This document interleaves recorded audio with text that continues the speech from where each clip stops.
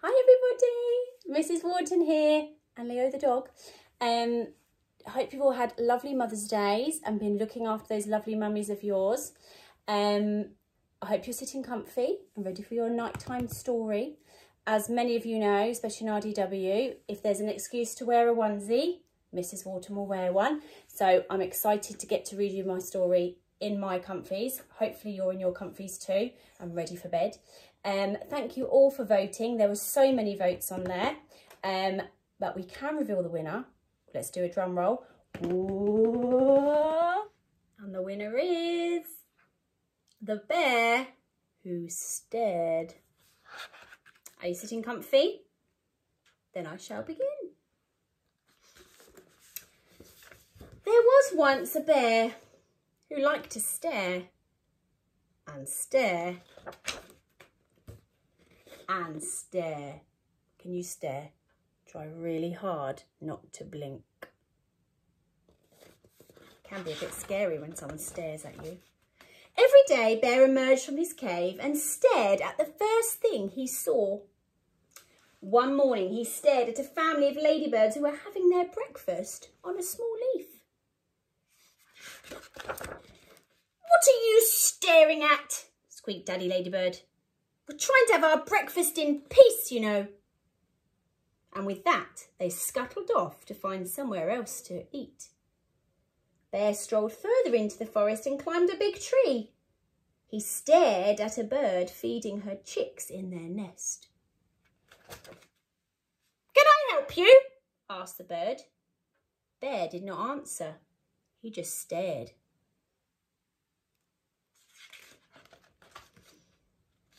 The chicks did not like the bear staring at them. He was putting them off their dinner. "Go on, shoo!" squawked the bird. "Get down on the ground where you belong." Bear climbed back down to the forest floor where he spied a badger's set. He poked his head into the entrance, and I'm sure you can guess what happened next. What do you think's going to happen? He puts his head down into their set. "Oi! Stop gawping!" barked the badger, and he bit poor Bear on his nose. Bear pulled his head from the badger's set with a pop and skulked off, rubbing his very sore nose. See him there? Before long, Bear found a log to sit on by a large green pond. He sat and pondered, wondered and had a little think by the pond. Bear didn't mean to annoy all the other animals. He was just curious, but too shy to say anything to them. "I've seen that look before," said a small croaky voice coming from the pond. Bear looked down and saw a plump little frog. Bear just stared at the frog. The frog stared back with his big goggly eyes. "Not much fun being stared at, is it?" continued the frog. "Suppose not," muttered the bear. "It's just that I don't know what to say to anyone.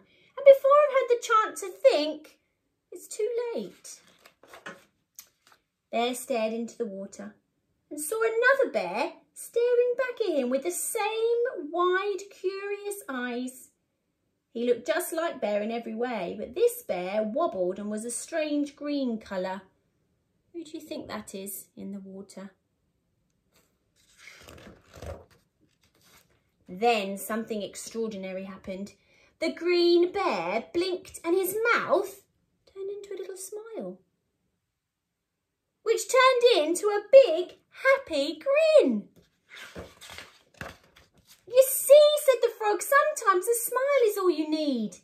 I may have big, goggly, starey eyes, but I also have the widest smile in the whole forest." Then the frog showed Bear his biggest, widest, happiest smile before diving off into the water. "Can you show me your biggest, widest and happiest smile?" Show the camera.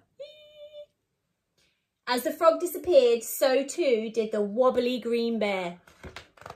Was he real or was he the reflection, do you think? The next day, Bear trudged out of his cave. He saw the ladybird family enjoying their breakfast on a small leaf. how's this going to go? The Daddy Ladybird was just about to gather up their things and leave when Bear said, hello, with a big smile on his face. Oh, hello, replied Daddy Ladybird, and he smiled right back. See them all there. Bear strolled happily off into the forest. Bear made lots of new friends that day and did not feel the need to stare. Although he did have one new friend who didn't mind Bear staring at him, and he was just as good at staring back. The end. And that was The Bear Who Stared. Now, I really hope you enjoyed it. Thank you so much for voting. I've really enjoyed reading you this story today. Now, all your teachers just want to say it is a very different Sunday for you all, but we don't want you to be worried. Tomorrow, although it's going to be home learning, all your teachers are still very much thinking of you, planning for you, and missing you, and we will be available to speak if you need to ask us anything. If you've got any questions, any worries, then do send us a message, and we can get back to you and your mummies and daddies. Also send us any photos or videos of what you've been up to and your fantastic learning that you're going to be doing, because we'd really love to see what you've been up to and how you're getting on. We miss you, and we really hope that we'll be back in school teaching you again very, very, very soon. Okay, so stay safe, keep washing those hands, and keep checking the website and the Polam School on the Facebook. Hopefully there'll be more things like this coming out soon, because we're really missing teaching you, and we'd still like to have that contact. So we hope you have a lovely night's sleep, ready for your first Monday in your new school at home. Be kind to mummies and daddies, do really good listening, and try your best. And we can't wait to hear from you. Okay, have a lovely night's sleep, and we will see you soon.